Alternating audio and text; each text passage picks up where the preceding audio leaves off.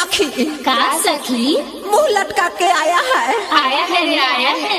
अब 500 नंबर न लाया है। न लाया है न लाया है।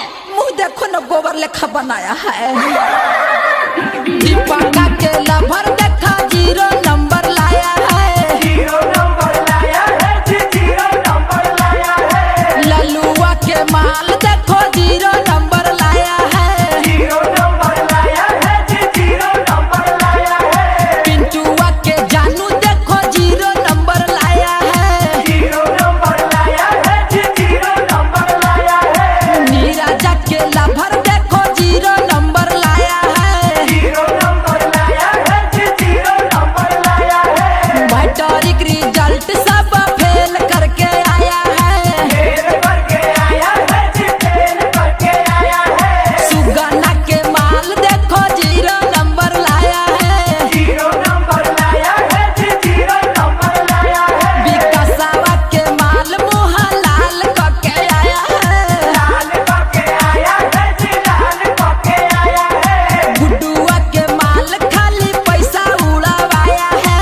पैसा उड़ावाया है जी, पैसा उड़ावाया है। बुधना के माल देखो 0 नंबर लाया है। 0 नंबर लाया है जी, 0 नंबर लाया है। चौड़ा बिल्डरवा भी 0 नंबर लाया है। 0 नंबर लाया है जी, 0 नंबर लाया है।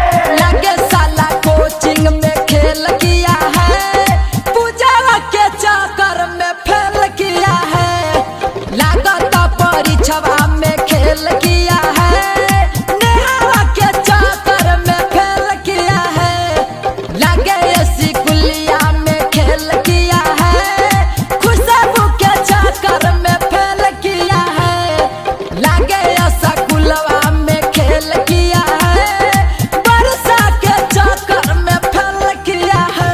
खाली रात भर चलावे फेसबुकवा रे।